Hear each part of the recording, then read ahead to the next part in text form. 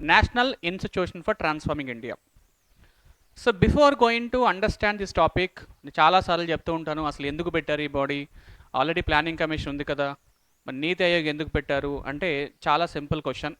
There are few developments మనం submit చేసుకోవచ్చు. So first development వచ్చేసి ప్లానింగ్ కమిషన్ యొక్క మెయిన్ ఆబ్జెక్టివ్ ఎలా ఉండేదంటే it is a centralised plans they use to prepare. అంటే కేంద్ర ప్రభుత్వం యొక్క అజమాయిషిలో పనిచేసేది కాబట్టి అందరికీ యూనిఫామ్గా ఉండేటువంటి పాలసీని డిజైన్ చేస్తూ వచ్చేది. అంటే స్టార్టింగ్లో అవే ఇంపార్టెంట్, ఎందుకంటే 1950s మన భారతదేశము 47 తర్వాత ఎప్పుడైతే ఏర్పడిందో కొన్ని రాష్ట్రాలు అప్పటికి ఇంకా డెవలప్ అవుతూ ఉన్నాయి. They are trying to stabilise each other. అప్పుడు రాష్ట్ర ప్రభుత్వాలకు ఎక్కువ అటానమీ ఇస్తే మళ్ళీ వాళ్ళు పాకిస్తాన్ లాగా విడిపోయే అవకాశం ఉంటుంది కాబట్టి ఎక్కువగా సెంట్రలైజ్డ్ పాలిటీ అనేది వాళ్ళు డిజైన్ చేశారు. అది ఎప్పటి కాలంలో కాస్త ఇబ్బంది కలిగిస్తూ ఉంది. That is the only reason. So the planning commission is an institution which use to prepare the centralised plans. But in the present context of those plans which are insignificant. That means sometimes central plans are failure when compared with the state's requirements. Example, కేంద్ర ప్రభుత్వము national education policy అని ఒకటి తయారు చేసి అన్ని రాష్ట్ర ప్రభుత్వాలని పాటించమని చెప్పింది.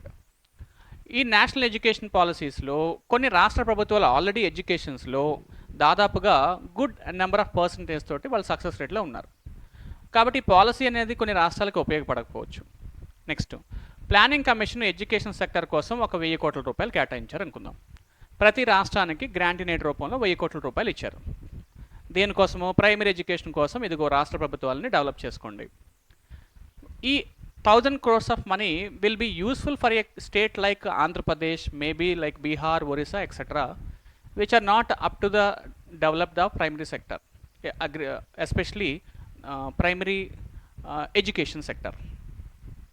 But if you take Kerala, it is already fully developed state on education.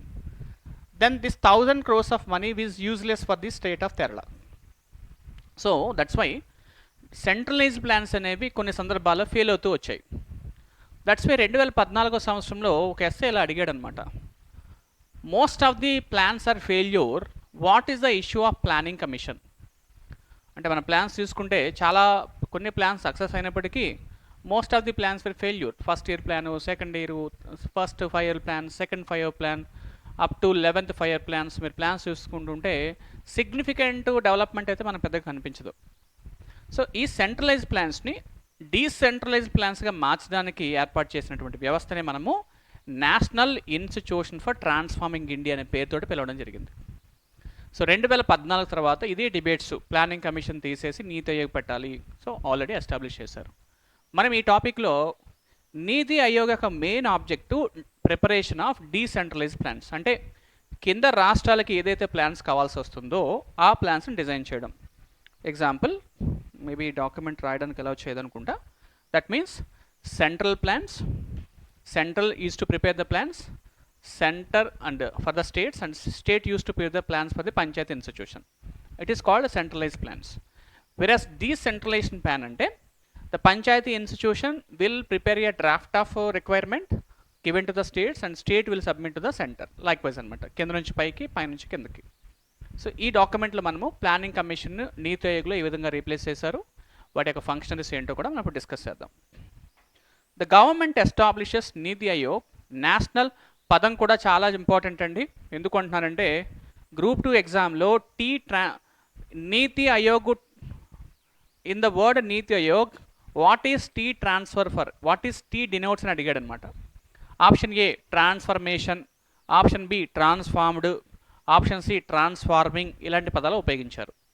So national institution for transforming India to replace the planning commission. So please look at here. The planning commission which has a legacy of 65 years, దాదాపుగా 65 years, 2014 వరకు కూడా, has been replaced by NITI Aayog. The utility and significance of planning commission had been questioned for a long period. The replacement seems to be more relevant, responsive to the present economic needs and scenario in the country. అంటే ప్రారంభంలో planning commission యొక్క plans బాగున్నాయండి, అందరూ కూడా తప్పుపట్టలేదు. Because if you see that the first 5 year plan చాలా successful అయింది. Second 5 year plan industrial plan up to some extent it is successful. Hindu growth rate అనే కాన్సెప్ట్ వరకు కూడా బాగానే ఉంది. హిందూ గ్రోత్ రేట్ అంటే అరౌండ్ 3 to 3.5 వరకు మాత్రమే మన యొక్క డెవలప్మెంట్ కనిపించేది, తర్వాత వచ్చేది కాదు. దాన్ని Hindu growth rate of economy అంటూ ఉంటాడు. 3 to 3.5 జీడిపి చూసుకుంటే 3 to 3.5 దాటేది కాదు, దాన్ని హిందూ గ్రోత్ రేట్ అంటారు. So first 5 year plan agriculture plan success అయిందంటే చెప్పొచ్చు. ఇండస్ట్రియల్ ప్లాన్స్, సర్వీసెస్ ప్లాన్స్ ఇలా ఒక్కొక్కటి సక్సెస్ అవుతున్నప్పటికీ మనకి ఆశించినంతగా డెవలప్మెంట్ కనిపించలేదు. అందుకనే to the 21st century in after 2015 ఈ డెకేడ్స్ చూస్తే 60 years తర్వాత దాదాపుగా ప్లానింగ్ కమిషన్ యొక్క ఫంక్షనింగ్ అనేది తను కోల్పోయింది. సో ప్లాన్స్ అన్నీ కూడా ఫెయిల్ అవుతూ వచ్చాయి కాబట్టి దట్ వాజ్ రీప్లేస్డ్ బై నీతి ఆయోగ్ అని చెప్తున్నాడు. It is a pivotal organisation. Pivotal అనే పదం చాలా ఇంపార్టెంట్ అర్థం. పివోటల్ అంటే వెరీ వెరీ ఇంపార్టెంట్ అని అర్థం. పివోటల్ చూడండి, ఒక బండికి చక్రం తిరుగుతున్నప్పుడు దానికి ఒక చిన్న వీల్కి సైడ్లో ఒక మేకులా ఉంటుంది, దాన్ని పివోటల్ అనే పదం వాడతాం. That means which is very very important for the entire wheel. So pivotal means which plays a vital role. Organisation that is bound to play a vital role in the country's development process. Hence, you should read about NITI Aayog. Details అన్నీ కూడా మనకి కింద కనిపిస్తాయి. ఇది prelims మెయిన్స్కి రెండింటికి బాగా ఉపయోగపడుతుందని మనం రాసుకున్నాం. అడ్మినిస్ట్రేటివ్ స్కెల్టన్ చూడండి, చైర్పర్సన్ ప్రైమ్ మినిస్టర్ ఉంటారు, vice chairperson appointed by prime minister, governing council, chief ministers of all the states and lieutenant governors of the union territories. నేను కొత్తగా ఏం చెప్పట్లేదండి, ఇక్కడ ఉన్నవే చదువుతున్నాను, ఎందుకంటే దాని గురించి చెప్పేది ఏమీ లేదు. బట్ కొన్ని ఇంపార్టెంట్ ఇన్ఫర్మేషన్ కింద ఉంది, మనం డిస్కస్ చేసుకుందాం. సో నీతి ఆయోగ్లో వీళ్ళంతా కూడా ఒక థింక్ ట్యాంక్ అంటామండి. నీతి Aayog is a think tank, అంటే ఒక మేధావుల సంఘంగా చెప్తూ ఉంటాం తెలుగులో. అంటే ఒక పాలసీని డిజైన్ చేసేటప్పుడు ఏ పాలసీ ఏ సినారియోలో డిజైన్ చేయాలి, ఏ విధంగా డెవలప్ అవుతుంది అనేది ఇన్ఫర్మేషన్. 2014 వరకు కూడా మనం ఎక్కువగా ఏ సెక్టర్ చూసేవాళ్ళంటే, ఎకానమీని మీరు చూసుకున్నట్లయితే primary sector, industrial sector, services sector ఇలాగే విడగొట్టాం. కానీ ఇంకొక సెక్టార్ కూడా ఉందండి, అదే మేధావుల సంఘం. దట్ మీన్స్ ఈ ప్లాన్ ప్రిపేర్ చేసేవాళ్ళు కనుక కరెక్ట్గా ప్లాన్ ప్రిపేర్ చేస్తే మన టెరిటరీ సెక్టార్గా కాకుండా క్వార్టనరీ సెక్టర్గా చెప్పొచ్చు కావాలితే. ఈ ప్లానింగ్ ప్రొసీజర్ అనేవాళ్ళు think tank correct planning procedure చేసినట్లయితే ఆ ప్లాన్ బట్టి 3 సెక్టార్స్ ఇన్ఫ్లుయెన్స్ చేయబడతాయి. కాబట్టి NITI Aayog can be consider as a think tank, మేధావుల సంఘంగా మనం గుర్తుపడతాము. దాంట్లో ఉన్నటువంటి వ్యక్తుల యొక్క మెంబర్షిప్ ఇదంతా అనమాట, రైట్. రీజనల్ కౌన్సిల్ ఉంటుంది, comprise of chief ministers and lieutenant governors which are chaired by the prime minister in as a nominee. Ad hoc membership ఉంటుంది, 2 members ఆఫ్ అఫీషియో కనిపిస్తుంది, ex officio member, chief executive officer, CEO చాలా important అండి, అది చాలాసార్లు ఎగ్జామ్లో అడుగుతున్నాడు. నీతి ఆయోగ్ యొక్క CEO ఎవరు, అతను ఎవరు అపాయింట్ చేస్తారని చూస్తే he will be appointed by the Prime Minister for a fixed tenure in a rank of Secretary to the Government of India. Special invitees, experts వీళ్ళందరూ కూడా వస్తారు. ఇప్పుడు నీతి ఆయోగ్లో 2 హబ్స్ ఉంటాయండి, చాలా జాగ్రత్తగా గుర్తుపెట్టండి, 2 హబ్స్. ఇవి మనకి ప్రిలిమినరీ ఎగ్జామ్కి important. NITI Aayog is a think tank body which consist of 2 hubs. One is the team India hub. Team India hub acts as a interference between the centre and states. అంటే కేంద్రానికి రాష్ట్రానికి మధ్య ఒక వారధిగా వాళ్ళు పనిచేస్తూ ఉంటారు. రెండవది నాలెడ్జ్ అండ్ ఇన్నోవేషన్ హబ్, దీన్నే మనం థింక్ ట్యాంక్ అంటాం. మరి get my point sir, are you able to follow? ఈ 2 పాయింట్స్ చాలా ఇంపార్టెంట్ అండి. Which of the followings will be the incharges of so and so, option A ఇస్తూ ఉంటాడు, compulsory గుర్తుపెట్టుకోండి. NITI Aayog has 2 hubs. One is team India hub which acts as a interference between the center and state, and the second is knowledge and innovation hub builds the relation between the center and state and which acts as a think tank acumen of నీతి ఆయోగ్. ఇక్కడ పదం acumen అంటే knowledge పీపుల్గా మనం చెప్పొచ్చు. The Aayog plan to come up with the 3 documents, 3 years agenda, 7 years agenda and 15 years vision document. అంటే నీతి ఆయోగ్ జనరల్గా 15 సంవత్సరాలకు తగ్గట్టుగా 3 documents ఇస్తారు. అంటే 3 సంవత్సరాల ఎజెండా ఏంటి, 7 సంవత్సరాల ఎజెండా ఏంటి, మరియు 15 సంవత్సరాల ఎజెండా ఏంటి కూడా మనకి ఇక్కడ చూపిస్తున్నాడు అనమాట. ఇవి జనరల్గా గుర్తుపెట్టుకోండి. నెక్స్ట్ చైర్మన్ ఎవరు చూడండి. నీతి ఆయోగ్ యొక్క చైర్మన్ మనకి ఆబ్వియస్గా ప్రైమ్ మినిస్టర్ ఉంటారు.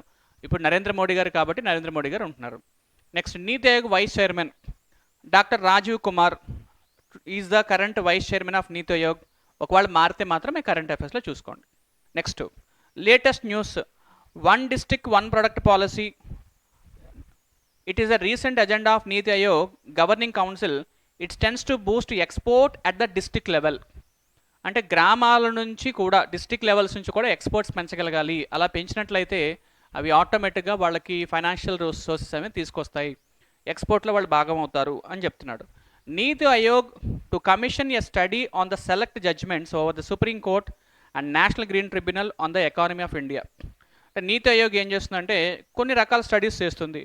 నేషనల్ గ్రీన్ ట్రిబ్యునల్ చేసేటువంటి జడ్జ్మెంట్స్ కావచ్చు, సుప్రీం కోర్ట్ ఆఫ్ ఇండియా ఇచ్చేటువంటి జడ్జ్మెంట్స్ని స్టడీ చేస్తూ ఉంటున్నారు. National action plan for migrant workers is under way for the same. NITI Aayog is a responsible authority. అంటే ప్రస్తుతము కోవిడ్-19 కావచ్చు, ఇంకేమైనా కావచ్చు, ఈ ఒక ప్రాంతం నుంచి ఇంకో ప్రాంతానికి తరలి వెళ్ళిపోయే వాళ్ళని మనము ఇంటర్నల్ మైగ్రెంట్స్ అంటూ ఉంటాం. వాళ్ళకి సంబంధించిన ఇష్యూస్ అన్నీ కూడా నీతి ఆయోగ్ చూస్తుంది. Recently NITI Aayog vice chairman mentioned the government will introduce a productive linked incentive scheme for more sectors to boost domestic marketing. So భారతదేశం నుంచి ఎక్స్పోర్ట్స్ అండ్ ఇంపోర్ట్స్ని మనం పెంచుకోవాల్సి ఉంటుంది, డొమెస్టిక్ మార్కెట్ని కూడా బాగా డెవలప్ చేయాలి అనే కాన్సెప్ట్ కూడా చెప్తున్నాడు. సో ఇదే ఉందండి, చూడండి ఇక్కడ, ఇది ఒకసారి చదవండి అన్న. So please read for your convenience. NITI Aayog was formed on 1st January 2015. సంవత్సరం కూడా చాలా చాలా ఇంపార్టెంట్. ఇవి పీపీటీలో అరేంజ్ చేసుకోవచ్చు, బట్ ఒక డాక్యుమెంట్ కూడా ఎలా ఇస్తున్నారో మీకు ఐడియా వస్తుందనే నేను దీంట్లో అరేంజ్ చేయడం జరిగింది. సో 2015వ సంవత్సరము జనవరి 1వ తారీఖున ఈ నీతి ఆయోగ్ అనేటువంటి సంస్థని ఏర్పాటు చేయడం జరిగింది. నీతి means morality, behaviour, guidance. Sanskrit word మీకు అందరికీ తెలుసు, మనం నీతిగా ఉండాలి అంటూ ఉంటాం కదా, అంటే అఫ్కోర్స్లేండి. సో నీతిగా ఉండడం కోసం. But in the present context వచ్చేసి నీతి అంటే National institution for transforming India. It is the country's premier policy making institution which bolster the economic growth of the country. So NITI Aayog creation has 2 hubs, team India hub and knowledge and innovation hub. రెండు గుర్తుపెట్టుకోండి. Which of the following hub is not mentioned under NITI Aayog అని అడిగాడు అనుకోండి, వాడు ఇంకొక hub కూడా ఇస్తాడు. Technological hub, ఇలా రకరకాల పదాలు వాడాడు అనుకోండి, మనం దాన్ని గుర్తుపట్టగలగాలి. సో టీమ్ ఇండియా హబ్ అంటే ఏంటి, వాళ్ళ యొక్క ముఖ్య ఉద్దేశం ఏంటి. సో టీమ్ ఇండియా హబ్ అంటే సెంటర్ స్టేట్ రిలేషన్ మధ్య వారధిగా పనిచేస్తుంది. నెక్స్ట్, సో టీమ్ ఇండియా అనేది పార్టిసిపేషన్ గురించి మాట్లాడాం. క్లియర్? ఆబ్జెక్టివ్స్ ఆఫ్ ది నీతి ఆయోగ్ చూడండి, ఇక్కడ ఒక్కొక్క పాయింట్ మెన్షన్ చేసాం చూడండి. The active participation of the states in the light of national objectives and to provide a framework of national agenda to promote cooperative federalism. Second point is very very very important. What is the main objective of NITI Aayog? What is agenda of NITI Aayog? Development of cooperative federalism. Cooperative federalism అనే పదం చాలా చాలా important. ఇక్కడ రెండో పదం కనిపిస్తుంది చూడండి మీకు, cooperative federalism. Which of the following institutions were established for the enhancement of cooperative federalism అడుగుతున్నాడు ఎగ్జామ్లో. So planning commission cooperative federalism కాదు, యూనిటరీ నేషన్ తెలియజేస్తుంది. NITI Aayog cooperative federalism. Recommendation of 14th finance commission recommendation cooperative federalism. Inter state council cooperative federalism. ఇలా ఒక్కొక్క పదాన్ని మనం రాసుకుంటూ పోతాం. Next, to construct method to formulate reliable strategy at village level and a gradual level at the higher government. అంటే village నుంచి up to the higher వరకు కూడా ప్లానింగ్ డిజైన్ చేసుకోవడం. Next 4th point, an economic policy that incorporates national security interest. Normal point. Next 5th point, to pay special consideration to the sectors of the society. ప్రతి సెక్టార్లో ప్రతి sector of the సొసైటీని consider చేయడము. And grant advice and encourage the participants between the state holders and national international relations. అంటే ప్రపంచంలో మనమే కాకుండా ప్రపంచంలో ఇంకా చాలా తెలివైన వాళ్ళు ఉన్నారు కాబట్టి వాళ్ళందరితో కూడా కోఆపరేషన్గా మనం ఉండి వాళ్ళ యొక్క సలహాలు సూచనలు పాటించడం అనమాట. So this is what the నీతి ఆయోగ్ సంబంధించినటువంటి ఇంపార్టెంట్ డాక్యుమెంట్. ఇప్పుడు మనము సేమ్ పాయింట్స్ అండి అవన్నీ కూడా. డిఫరెన్సెస్ బిట్వీన్ ప్లానింగ్ కమిషన్, నీతి ఆయోగ్. ఇది అర్థమవుతూ ఉంటే మీకు ఆ పాయింట్ క్లియర్ అయిపోతుంది. సో ప్లానింగ్ కమిషన్ మరియు నీతి ఆయోగ్ మధ్య బేసిక్ డిఫరెన్స్ ఎక్కడ వస్తుందో మనం చూద్దామండి. ఫస్ట్ పాయింట్ చూడండి, it serves as an advisory think tank. NITI ఆయోగ్లో it serves as an advisory think tank. It serves as an advisory think tank. First point. And here it served as an extra constitutional body. It serves as an extra constitutional body. Both are extra constitutional body only, but it is a think tank. Then it draws members from the wider expertise, but it has a limited expertise. అంటే దీంట్లో మనం నీతి ఆయోగ్ తీసుకుంటే అనేక sectors నుంచి మనుషులు తీసుకోవడం ద్వారా it will become as an experts in that fields. So NITI Aayog will become as a think tank of the experts, whereas it is a limited. It serves as a spirit of cooperative federalism. So మూడో point చూడండి. So మూడో point చూస్తే మీరు cooperative federalism గురించి మాట్లాడుతుంది. But here if you see that it is an annual plan meetings, అంటే ఏంటంటే centralise plans గురించి మాట్లాడుతుంది. Next secretariats to be known as CEO appointed by the prime minister, but here it is the secretariats were appointed through the process. ఒక process ప్రకారంగా appoint చేస్తున్నారు. It does not possess mandate to impose policies, but it impose the policies. అంటే ఇక్కడ policies కంపల్సరీగా impose చేస్తున్నారు, but it does not make the policies.